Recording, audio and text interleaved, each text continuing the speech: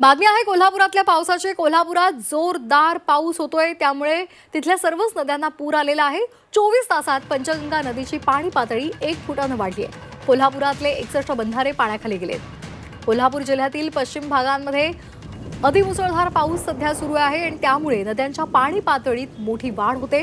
गेल्या 24 तासात पंचगंगा नदीची पाणी पातळी 1 फुटाने वाढली आहे। पंचगंगा नदीची पाणी पातळी 35 फुटांवर जाऊन पोहोचली आहे। पंचगंगा नदीची इशारा पातळी 39 फूट तर धोका पातळी 43 फूट इतकी आहे।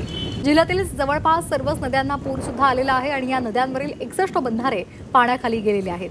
त्यामुळे या बंधाऱ्यावरील वाहतूक विस्कळीत झाली आहे। जिल्ह्यातील गगनबावडा, राधानगरी, आजरा, भुदरगड या तालुक्यांमध्ये अतिवृष्टी झाली आहे। दरम्यान प्रशासनाने नदीकाठी सखल भागामध्ये राहणाऱ्या नागरिकांना सतर्कतेच्या सूचना दिल्या आहेत।